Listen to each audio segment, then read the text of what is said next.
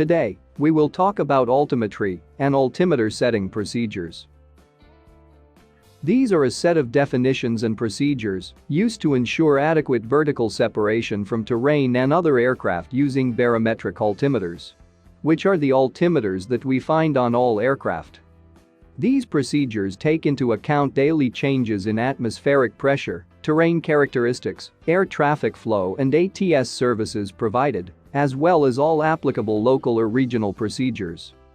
However, before going into detail on this topic, let's recall some of the definitions we have seen in previous videos. Let's start with the different ways we have to express the vertical position of an aircraft. In first place, if we measure the vertical distance between the mean sea level and an aircraft in flight, we will be measuring altitude. If we measure the vertical distance between a point on the ground and an aircraft in flight, we will be measuring height. And finally, if we measure the vertical distance between the mean sea level and a point on the ground, we will be measuring elevation. Now, the concept of flight level also refers to a certain vertical distance, however, we will deal with it later. We must also remember how a barometric altimeter works. This type of altimeter uses static air pressure to give its reading. It takes advantage of the fact that atmospheric pressure decreases with altitude. This means that at low altitudes there's a higher pressure, while at higher altitudes the pressure decreases gradually. So if the altimeter senses a high static pressure, it will be interpreted as a low altitude. And as the aircraft climbs and the static pressure decreases, the altimeter will interpret it as an altitude increase. In other words, an altimeter is a very sensitive barometer that interprets static pressure changes as altitude changes. Now, since this type of altimeter uses pressure to give its reading, there must be a certain pressure level at which the altimeter reads 0 feet. That pressure level is known as the barometric reference. As mentioned before, this is the pressure level at which the altimeter will indicate 0 feet. And therefore, it is also the level in relation to which the altitude will be measured. And as we said in the previous video about the altimeter, it is calibrated by default to use a barometric reference of 2992 inches of mercury or 1013 hectopascals. It is used as the default barometric reference since it is the standard pressure at sea level under ISA conditions. However, since in practice sea level pressure varies constantly, the pilot can adjust the altimeter to use another barometric reference through the Colesman window, causing the altimeter to measure the altitude in relation to the desired pressure level. With this being said, let's see an example. Suppose that under certain conditions the pressure at sea level is 2972 inches of mercury, so in other words this would be our QNH, since as we saw in the previous video, the QNH is the pressure level that identifies the mean sea level. This means that if the pilot adjusts the altimeter with 2972 as the barometric reference, it will measure the altitude in relation to mean sea level. On the other hand, let's suppose that this airport that is at a certain elevation above mean sea level has a pressure of 2792 inches of mercury. In this case, this would be the QFE, which is the pressure level that identifies the airport level. This means that if the pilot adjusts the altimeter with 2792 as the barometric reference, it will measure the height above the airport. Now, apart from these two settings, there is another one known as QNE, or standard setting, which always represents the pressure level of 2992 inches of mercury, or 1013 hectopascals, which in this particular case is below mean sea level. If the pilot adjusts the altimeter with the QNE, it will indicate the current flight level. With this in mind, let's see a little summary. There are three main barometric references that are used in altimetry. First, we have the QNH, which is the pressure level that identifies the mean sea level, and therefore the altimeter will indicate altitudes. Then we have the QFE, which is the pressure level that identifies a certain airport elevation, and therefore the altimeter will indicate heights. And finally there is the QNE, which identifies the standard pressure level of 2992 inches of mercury, or 1013 hectopascals, and therefore the altimeter will indicate flight levels. With this being said, let's look more in detail at the concept of flight level. The flight level is the vertical distance between the standard pressure level of 2992 inches of mercury, or 1013 hectopascals, and an aircraft in flight.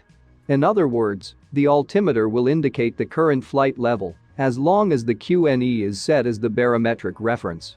Something important to mention is that flight levels are identified with the abbreviation FL, followed by 3 digits which represent hundreds of feet. Let's see an example. Suppose that with the QNE set as barometric reference, the altimeter indicates 3,000 feet. In this case, this would be represented as flight level 030, abbreviated as FL030. In this order of ideas, if the altimeter reads 15,000 feet, it would represent flight level 150. If it indicates 26,500 feet, it would be flight level 265. If it indicates 30,000 feet, it would be flight level 300, and so on. Now, let's go through some practical examples of situations that may arise. Let's begin with standard conditions. In this case, the sea level pressure is 2992 inches of mercury, which means that QNH and QNE will be equal, and therefore the altitude and flight level will be the same.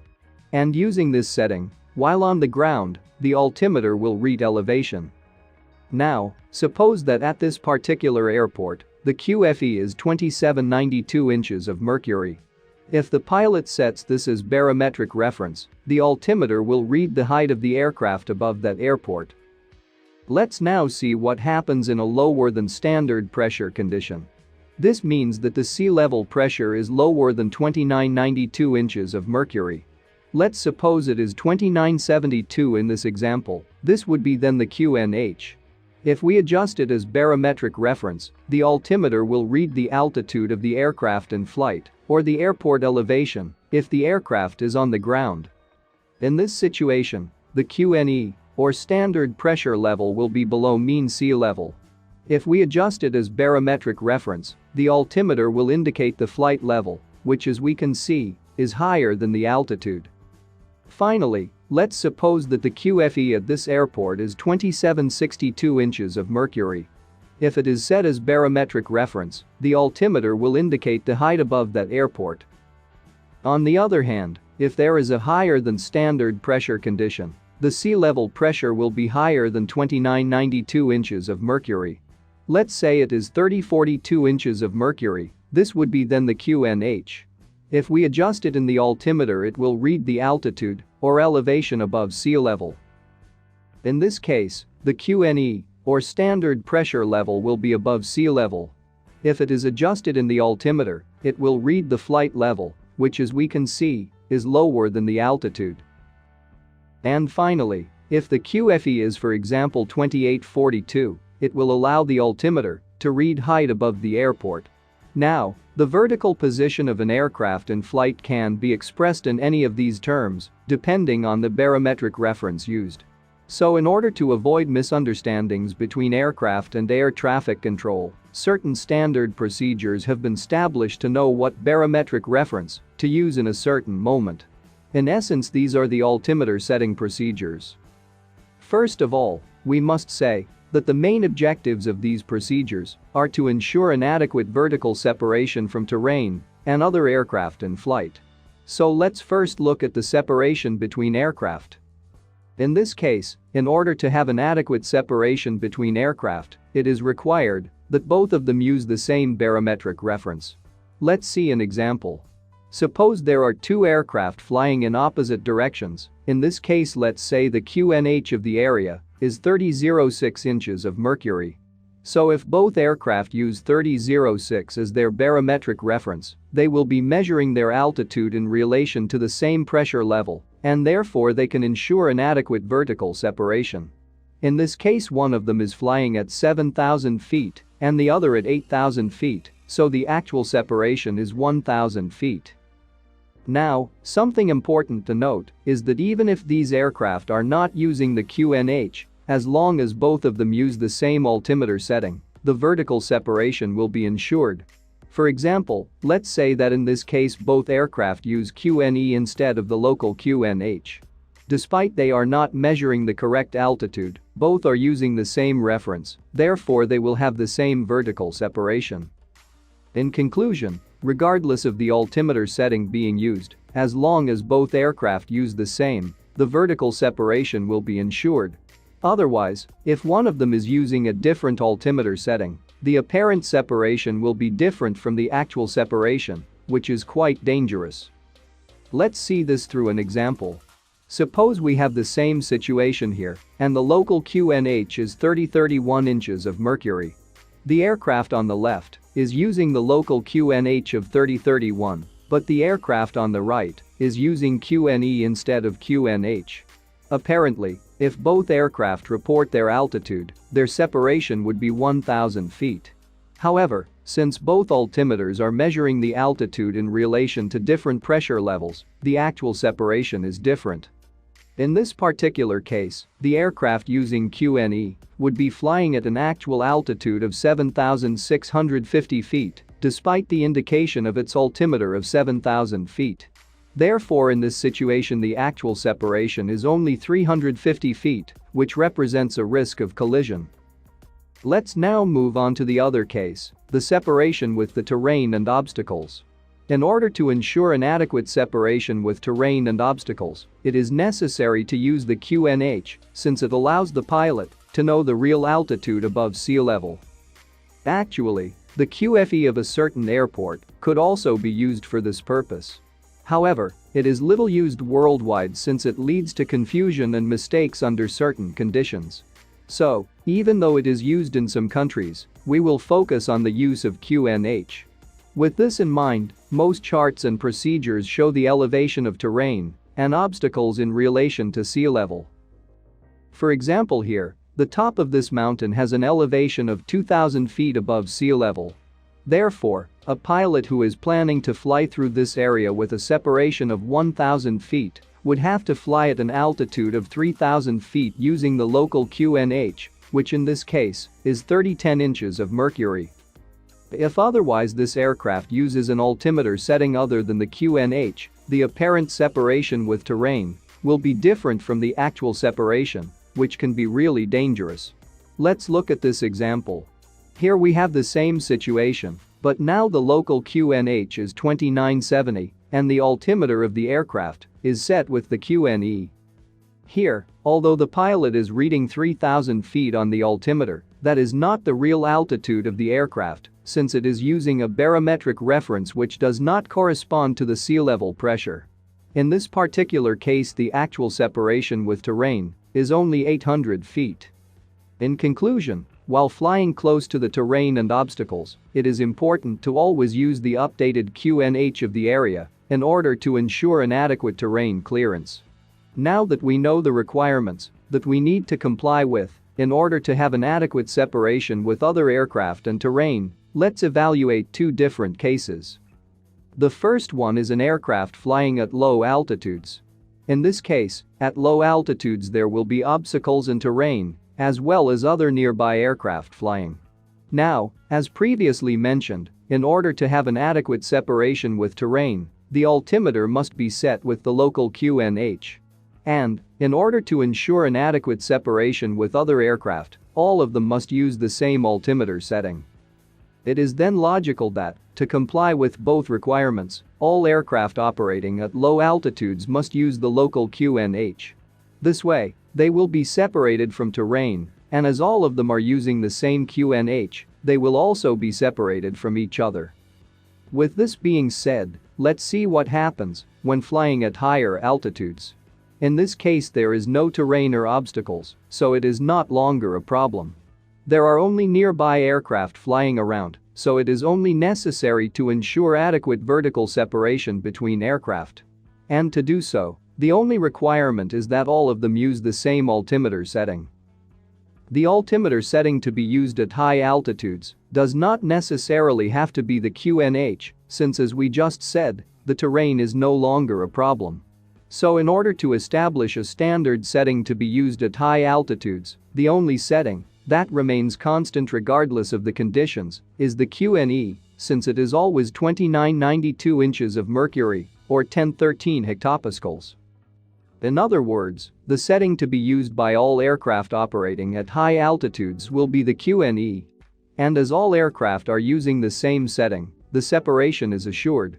Now, having seen these two scenarios, we obtain something like this. At low altitudes all aircraft must use QNH. However, the problem with this is that the QNH does not have a fixed value, it changes depending on the conditions of the different areas. So in this case, the pilot has to update the QNH setting on a regular basis, depending on the information provided by the ATC. On the other hand, aircraft operating at high altitudes will use QNE, which is always the same. 2992 inches of mercury, or 1013 hectopascals. The question now would be, where the change from QNH to QNE and vice versa should be made. Well, to answer that question, we have to introduce a few concepts. The first one is the transition altitude, abbreviated as TA. This is the altitude below which all aircraft must use the local QNH and therefore express their vertical position in terms of altitudes. Then, we have the transition level, abbreviated as TL or TRL. This is the level above which all aircraft must use QNE and therefore express their vertical position in terms of flight levels. Finally, we have the concept of transition layer, which is the airspace between the transition altitude and the transition level. Something important to note regarding this transition layer is that it is not allowed to fly leveled within this layer, the aircrafts operating here must be climbing or descending. Keeping this in mind, all aircraft climbing through the transition layer must change from QNH to QNE when crossing the transition altitude. Therefore, within the transition layer, these aircrafts must express their vertical position in terms of flight levels, since they are using now QNE. On the other hand, all aircraft descending through the transition layer must change from QNE to QNH when crossing the transition level. Therefore, within the transition layer, these aircrafts must express their vertical position in terms of altitudes, since they are using now QNH. You might be wondering by now, how do I know what is the transition altitude and transition level for a certain area? Well, depending on terrain elevations and as provided by the Civil Aviation Authority, a transition altitude and level will be published for a certain area or airport. These values can be found in the charts of each airport or in the aeronautical information publication of each country. For example, we can see in this chart for Cali, Colombia, that the transition altitude is 18,000 feet and the transition level is flight level 190. In other words, in this case below 18,000 feet, all aircraft must use local QNH, while above flight level 190, all aircraft must use QNE. Here, the transition layer is between 18,000 feet and flight level 190. Now, in some cases, the transition altitude may have a fixed value, but the transition level is established by the ATC.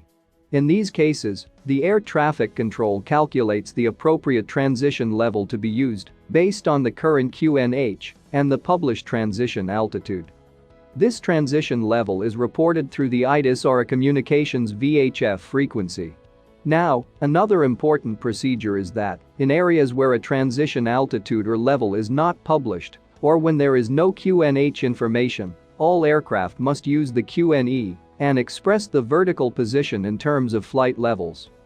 In this example, this aircraft departed using the local QNH from an area where the published transition altitude is 10,000 feet. But then, it enters an area where there is not a published transition altitude or level. In this case, the pilot must set the QNE and use flight levels until entering an area with a published transition altitude and where QNH information is provided. Usually this occurs in uncontrolled airspace in remote areas where there is no QNH information, such as for example, jungles, deserts, oceans, etc. In these cases, the pilot must exercise extra caution since there's no way to assure an adequate terrain and obstacle clearance while using QNE. This is especially important when flying from high-pressure areas to low-pressure areas. In this case, the isobars will be inclined like this. On the left side, we can see that in the point A, the QNH is 30-40 inches of mercury. Then in the point B, it dropped to 30.00. And in this point C we can see that the QNH is now 2960. Under these conditions, an aircraft flying from point A to point C would depart with a QNH setting of 3040. However, if the pilot does not update the QNH in a long time while flying to the low pressure area, the aircraft will be gradually descending. This happens because the aircraft is no longer using the correct QNH, which can lead to reduced terrain separation or even a crash. This situation is colloquially expressed in the phrase, "From high to low, look out below." However, not only pressure changes affect the altimeter reading, but also temperature changes. Let's see how does the air temperature affect the altitude indication. Here we have a column of air under standard conditions. If the temperature is colder than standard, for example in ISA -20 conditions, the isobars will be closer together. While if the temperature is warmer than standard, for example in ISA +20, the isobars will be further apart. This means in other words that air temperature affects the rate at which the pressure reduces with altitude, and therefore it will affect the reading of barometric altimeters. What this implies is that if we are flying for example at 7,000 feet under standard conditions and the temperature reduces, the true altitude will be lower than 7,000 feet. While if the temperature increases, the true altitude will be higher than 7,000 feet. This happens precisely because of the change in the spacing of the isobars with the temperature. According to the ICAO document 8168, the true altitude changes by 4% per each 10 degrees of ISA deviation. This rule of thumb is useful down to -15 degrees Celsius. With colder temperatures, it is necessary to consult the following table published in the document. Now, the effect of temperature leads to a situation quite similar to the one we saw with the pressure. In this case, if an aircraft is flying from a warmer area to a colder area, the isobars will be arranged in this way. As we can see, in the warmer area, the isobars are farther apart, while in the colder area they are closer together. This means that, even if the QNH remains constant, an aircraft flying to a colder area will gradually descend. This can lead to a reduced terrain and obstacle clearance, or even a crash. This is colloquially expressed in the phrase, "From hot to cold, look out below." Apart from these measurement errors of the altimeter with pressure and temperature changes, there's another one to take into account. It occurs in mountainous areas when the wind blows at high speeds. This produces local static pressure fluctuations due to the Bernoulli effect. This means that an aircraft flying in these areas may present erroneous altitude indications, and therefore it is necessary to increase the altitude safety margin with respect to the terrain. Having seen all these, let's move on to the altimeter error tolerance. The thing is that barometric altimeters may have an acceptable margin of error, which should be checked before each flight. The exact values are published on the ICAO document 8168. However, most manufacturers and operators consider that an adequate margin is plus or minus 75 feet. This means that if, for example, an aircraft is on the ground at an airport with an elevation of 3,000 feet, when adjusting the current QNH, the altimeter should read between 2,925 feet and 3,075 feet to be considered suitable for air operations. Otherwise, the altimeter must be checked and recalibrated by a certified aeronautical workshop. I hope the information presented in this video was useful. If so, don't forget to share, like, subscribe and leave a comment down below. Thanks for watching.